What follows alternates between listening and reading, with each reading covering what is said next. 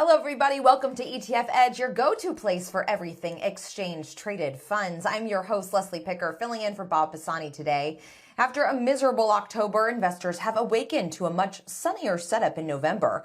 The good news is stocks are cheaper, earnings are strong, and bond yields have stabilized somewhat, but the macro backdrop still hangs with heavy uncertainty around the Middle East conflict, higher for longer rate regime, and pockets of renewed recessionary fears as the Fed continues to bank on below trend growth to bring down inflation. With so many concerns still in the mix, it's no wonder dividend plays are still the order of the day for many asset allocators looking for those reliable, consistent returns. So what's the story ahead for November? Well, joining me now is Dave Mazza, the Chief Strategy Officer at Round Hill Investments. He just launched a brand new dividend ETF called Dividend Monarchs ETF, ticker KNGS. John Mayer, CIO of Global X, and Todd Rosenbluth, Head of Research at Vetify. Guys, thanks so much for joining me today. Dave, let's start with you. Tell us more about your new fund. You've been referring to these picks as the Recession Kings. What's in the fund and why do they earn the crown now? Yeah, no, thank you for having me. So the new fund is the Kings ETF, ticker KNGS. And it's named that for a reason. It focuses on the dividend monarchs. These are companies that have increased their dividends each and every year for a minimum of 50 years. The holding with the longest dividend streak is at 69 years. You have to go back. That's when Dwight Eisenhower was the president. These companies have been through it all. They've been through wars, recessions, most recently a global pandemic, and they've been able to reward shareholders with an increase in their dividends each and every year. So for investors who are concerned about the market outlook or just looking for an opportunity to increase the income potential and total return of their portfolio, focusing on companies that have the consistency and reliability as the dividend kings, the dividend monarchs, could be an opportunity for them. And for those who aren't history buffs out there, this Eisenhower's presidency ended January 20th, 1961. So we're talking quite a while there. Now, Todd, dividend ETFs are generally viewed as safer bets in times of economic stress. You got the diversification benefit there. But the market is continuing to search for Goldilocks, and the data has been more favorable lately. So do you think there will still be this continued strong demand for dividend ETFs? I think we're seeing as bond yields have come down, dividends are going to be more appealing.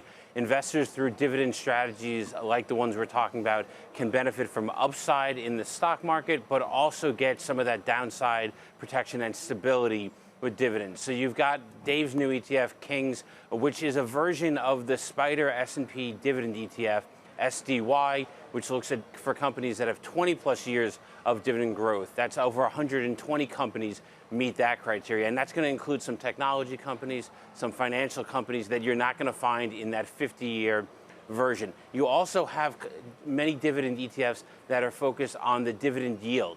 And so SDOG, which is an Alps sector dividend dog ETF, is one of those ETFs, equally weighted across all of the sectors in the broader market. 5 companies per sector.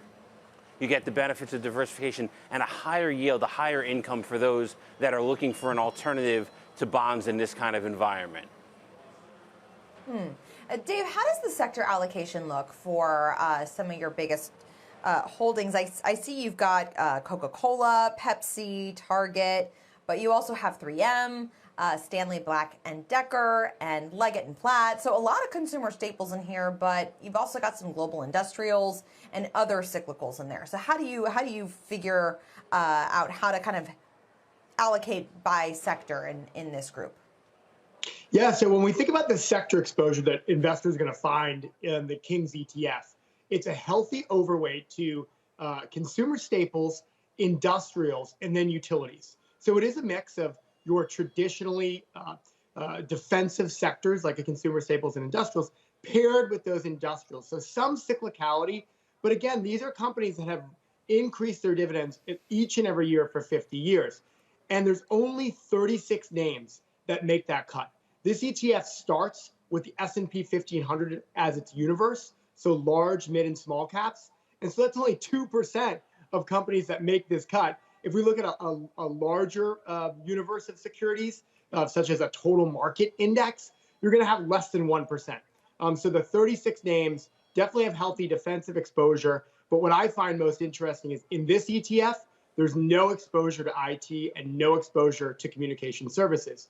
So for investors who are looking to reallocate away from those names that have led the market higher this year, as we perhaps are concerned that maybe we are finally seeing the signs of a recession come to bear, particularly with last month's job numbers, something like the Dividend Monarchs ETF can be an opportunity for them. Interesting. Interesting in terms of what, perhaps even more interesting what you're leaving out in terms of sectors than what you've got in there. John, kind of speaking of the macro environment, the market has really come to accept higher for longer as the new norm, at least in the short term. So where are we in the economy, and are you a believer in the soft landing scenario, especially as we look at the last 2 months of the year, if you can believe it? Yeah, for sure we've seen yields on the 10-year Treasury increase meaningfully. I think the risk premium required in the market has moved up. And with the Fed signaling that it's going to be high, rates are going to be higher for longer, I think the market's realizing that's the case and what are the implications, and Fed policy certainly is starting to take effect. Now the question is, are we at the end of this cycle? I think we're very close. Bad economic data is really good for the market. We saw that with the employment numbers. I think that it's important for the market to see an end.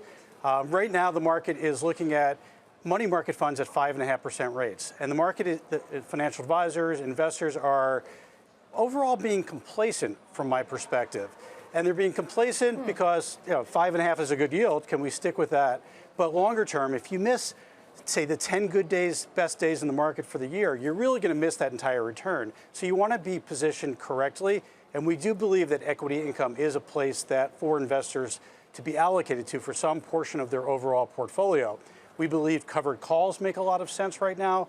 Covered calls are, whether it be QYLD, our NASDAQ 100 covered call product, or XYLD, our S&P 500 product, you're getting paid to sit in the market, and if you expect the market to be range-bound, and we do expect the market to be more range-bound for the rest of the year, those are good places to get 12% yields, and you're somewhat cushioned on the downside with option premium received.